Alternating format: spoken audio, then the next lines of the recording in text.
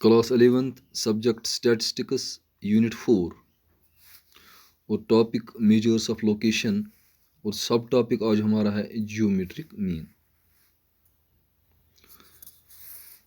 Geometric mean में हम ये जो जियोमेट्रिक मीन हम निकालते हैं, the geometric mean usually abbreviated as geometric mean, यानी जी, कैपिटल जी और capital M, of a set of number of observations is the nth root of their product. यानी ये जो जियोमेट्रिक मीन होता है, अगर आपके पास सेट ऑफ ऑब्जर्वेशंस हों, 2 हों, 3 हों, 4 हों, 5 हों, 6 हों, ठीक है, तो उसी का ये nth रूट होता है। यानी अगर हमारे पास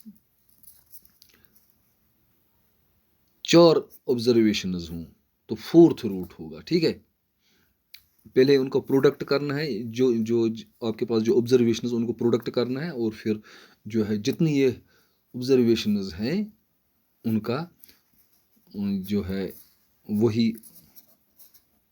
रूट इसका, तो वो हो गया जियोमेट्रिक मीन।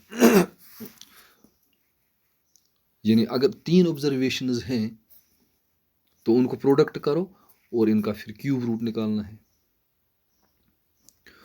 अब अगर आपके पास सिर्फ 2 ही ऑब्जर्वेशंस हैं फॉर एग्जांपल, तो उन 2 ऑब्जर्वेशंस को आप प्रोडक्ट करो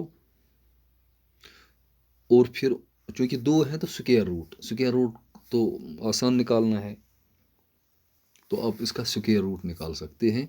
तो वो हो गया उसका जियोमेट्रिक मीन। पहले प्रोडक्ट उनका करना है और फिर उस प्रोडक्ट का जो है स्क्वायर रूट निकालना है। ये तो अगर दो टर्म्स हैं, ये 2 ऑब्जर्वेशंस हैं।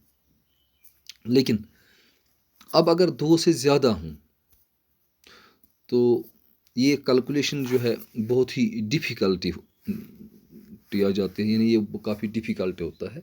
तो उस सूरत में हम एक और कंसेप्ट का इस्तेमाल करते हैं, लॉगरिदम्स, जो आपने क्लास 10th में पढ़ा है। तो लॉगरिदम्स का हम इस्तेमाल इसमें करते हैं। तो लॉगरिदम्स में आप देखते हैं जैसे प्रोडक्ट होता है, तो प्रोडक्ट को हम एडिशन में हम इजली जो है कन्वर्ट करते हैं। और इसी तरह अगर एक्सपोनेंशियल जैसे पावर 1⁻10, तो अगर यानी 10 टर्में हों कुछ, तो उसको भी जो हम प्रोडक्ट की हालत में लाते हैं और फिर लॉग वैल्यूज़ हम देखते हैं टेबल से, तो हम इजली इसको कर सकते हैं। हाँ, 2 टर्म्स तक तो हम स्क्वायर रूट से भी बड़ी आसानी से कर सकते हैं, लेकिन 3 टर्म्स, 4, 5, 6, 7, 8 वगैरह जितनी 10, 20, 30 टर्म्स, तो फिर बड़ा मुश्किल हो जाता है इसको हल करना। तो इस तरह जैसे मैं यहाँ से the geometric mean usually abbreviated as geometric mean of a set of n observations is the nth root of their product। अगर n observation तो nth root, जैसे if x1 x2 x3 वगैरह और xn तक, ये मैंने जो 3 डॉट डाले xn यानी xn टर्म्स तक हैं, और the given n observations, then their geometric mean is given by geometric mean जो है nth root, ये हो गया nth root of product of these terms।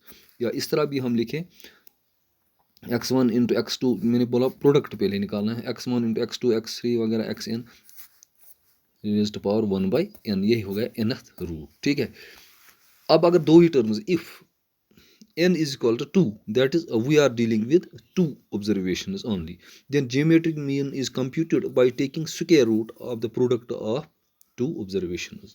Example, if x1 एक ऑब्जर्वेशन उसकी वैल्यू 4 है और दूसरी ऑब्जर्वेशन जो है x2 इसकी 16 है, तो इसका जियोमेट्रिक मीन क्या होगा? तो 2 ही ऑब्जर्वेशन तो स्क्वायर रूट, और पहले इसको प्रोडक्ट x1 इंटू x2, तो वो स्क्वायर रूट 4 इंटू 16, 4 इंटू 16, तो वो हो गया स्क्वायर रूट ऑफ 64। तो स्क्वायर रूट 64 का 8 है, तो सिंपली हम इसका जियोमेट्रिक मीन निकाल पाए। ठीक है, अब but if n is greater than 2, then the computation of nth root is very tedious, यानी बड़ा मुश्किल हो जाता है, बड़ा यानी इसकी कैलकुलेशन जो है बड़ी मुश्किल होती है। In such case the calculations are facilitated by making use of logarithms. तो लॉगरिदम्स का हम सहारा लेते हैं, ठीक है। एज जैसे आपके पास जियोमेट्रिक मीन, यहाँ पे आपने देखा जियोमेट्रिक मीन बराबर x1 x2 x3 जितनी टर्म्स हैं रेज़्ड पावर 1/n है ना। Geometric mean is equal to x1 x2 into ये जो है और बाकी कुछ जो जितनी भी टर्म्स है raised into xn raised power 1/n, ठीक है। ये हो गया जियोमेट्रिक मीन। अब ये काफ़ी सारी टर्म्स हैं, पता नहीं कितनी टर्म्स हैं, तो लॉगरिदम का हम इस्तेमाल करेंगे इस सूरत में। टेकिंग लॉग बोथ साइड्स, तो जियोमेट्रिक मीन पे भी लॉग चढ़ेगा, इस साइड भी जो ऑब्जर्वेशंस का जो प्रोडक्ट है वगैरह इस पे भी लॉग चढ़ेगा। तो यहाँ भी log, taking log both sides, तो लॉग, ठीक है। अब जियोमेट्रिक मीन निकला बराबर ये, जैसे इसको यहाँ पे लॉग, जैसे यहाँ पे मैं लॉग लगाया, फिर log m raised power n होता है m log n, ये जो है ये नीचे आ गया n 1/n log x1 into x2 into xn, ठीक है। तो हो गया, यह मैंने एक स्टेप जो है इसमें कम किया। तो सिंपली जैसे ये जियोमेट्रिक मीन इस तरह बराबर होता है, तो मैं पहले इसको लॉग ले लेता, ठीक है। तो चलो मैं ले लूँ इसको।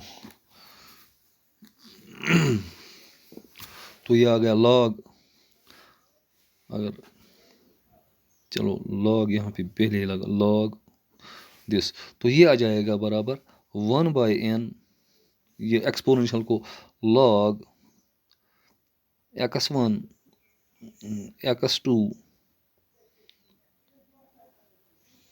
xn, तो ये आ गया प्रोडक्ट हालत में, ठीक है। तो इस तरह लॉग जैसे 1/n log x1 into x2 into xn, ठीक है।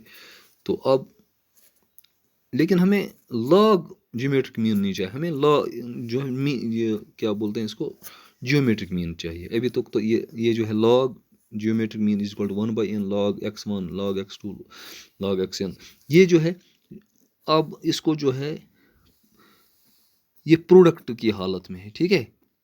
1/n तो बाहर रहा, अब ये जो है log m into n, log m into n into p into q वगैरह जितने भी ये टर्म्स हैं, तो ये प्रोडक्ट जो है हम इसको एडिशन में, ये तो लॉगरिदम की खूबी है, प्रोडक्ट को एडिशन में, एक्सपोनेंशियल को हमने, जैसे यहाँ पे एक्सपोनेंशियल था तो इसको हमने मल्टीप्लिकेशन में लाया, अब ये जो है प्रोडक्ट है तो इसको हम एडिशन में, जैसे 1/n तो बाहर है, तो लॉग ये जो है प्रोडक्ट में है इसको हम प्लस में लाते हैं, ठीक है। तो हो गया यहाँ पे, तो दरअसल प्लस क्या है, ये समेशन है, ठीक है। वही हो गया, ये आ जाएगा बराबर लॉग जियोमेट्रिक मीन निकला 1/n समेशन, ये सम है इसका, है ना, 1/n और इनका समेशन कर दो, समेशन लॉग x, ठीक है। ये सारा वैल्यू जो है इसको लॉग x, तो जियोमेट्रिक मीन आएगा बराबर, अब ये यहाँ पे लॉग जियोमेट्रिक मीन, अब यहाँ से ये जियोमेट्रिक मीन क्या आएगा, ये फिर एंटी लॉग हो जाएगा 1/n समेशन लॉग x। तो ये दूसरी फार्मूला है, geometric mean is equal anti log 1/n summation log x। तो एंटी लॉग का टेबल देख के जो है इसका जो हमारे पास वैल्यू आता है इसको फिर एंटी लॉग देखना है, ठीक है, इन केस ऑफ फ्रीक्वेंसी। अब अगर फ्रीक्वेंसी डिस्ट्रीब्यूशन है तो जियोमेट्रिक मीन जो है बराबर होता है, उसमें फ्रीक्वेंसी भी चाहिए, ठीक है। ये तो इंडिविजुअल सीरीज़ की बात थी, तो 1/n summation f log x capital N। तो दूसरी फार्मूला जो है ये, अगर हमारे पास डिस्क्रीट सीरीज़ ना हो तो जो ये जो है अगर आपके पास डिस्क्रीट है, ये इंडिविजुअल सीरीज़ ना हो, ठीक है, तो तब हम ये वाली इस्तेमाल करते हैं। Now the class is over.